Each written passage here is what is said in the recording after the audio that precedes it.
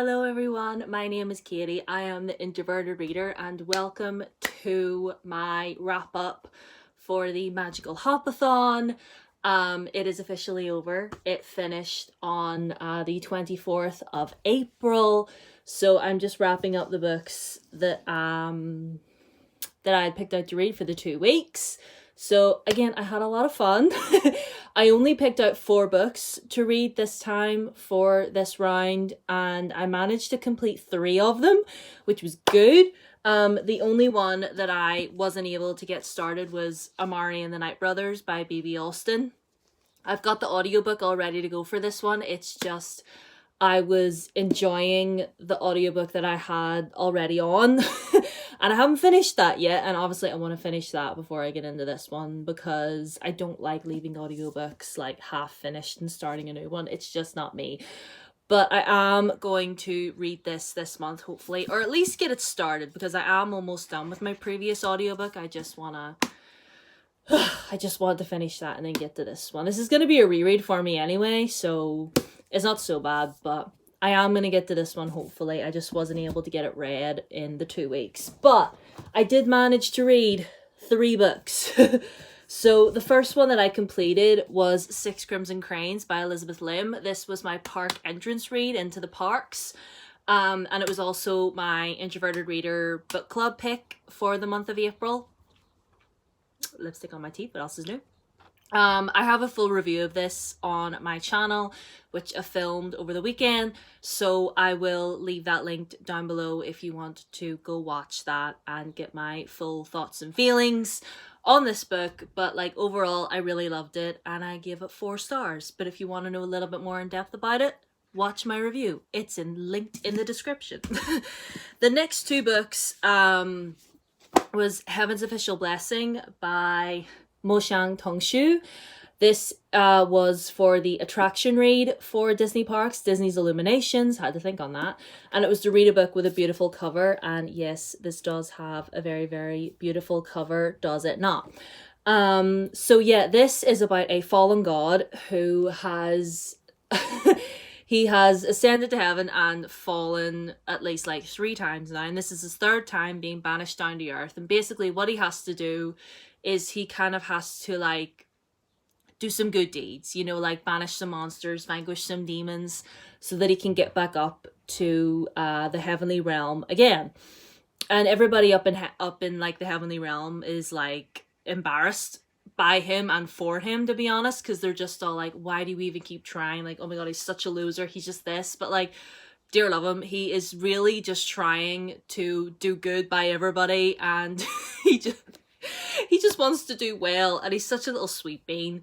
But yeah, it's basically about that. And then he meets this other mysterious young man and they immediately have a connection. So yeah, I will be honest, this was a bit of a struggle to get through because there is a lot of information kind of thrown at you. Like, it looks relatively short. I mean, well, relatively short. It's like 370-ish pages, which standard length for a book really.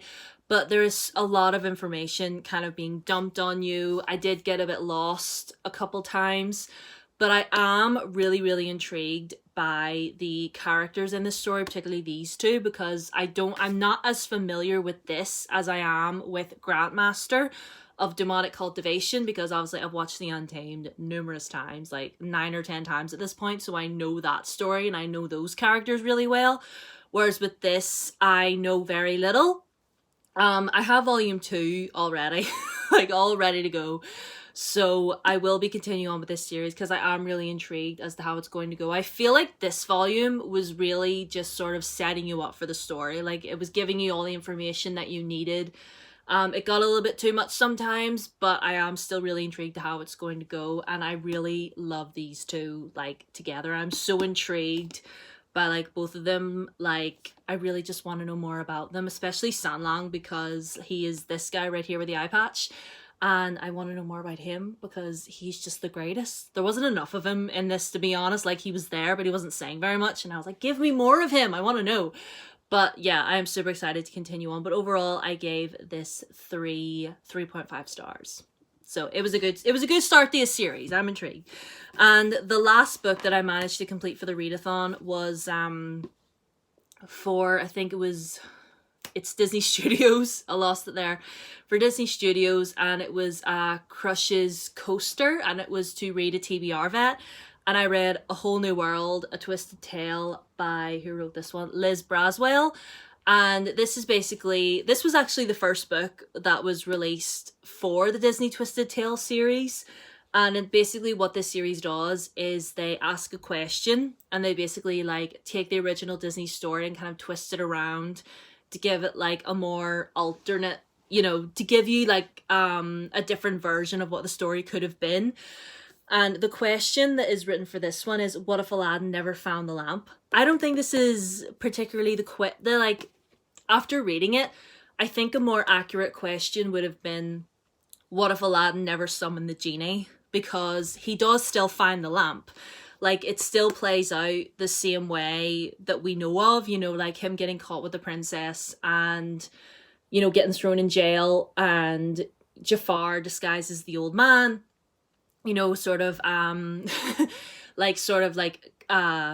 coercing him, that's the word, into going into the Cave of Wonders and getting the lamp. He does physically go down there and he does find the lamp, but he's not the one to summon the genie. So, and yeah, it if Kaz over Kaz Camera is watching this, the comment that you left on my TBR video for this readathon, what you said about this book, you were absolutely spot on, because, well, for the most part, you were spot on.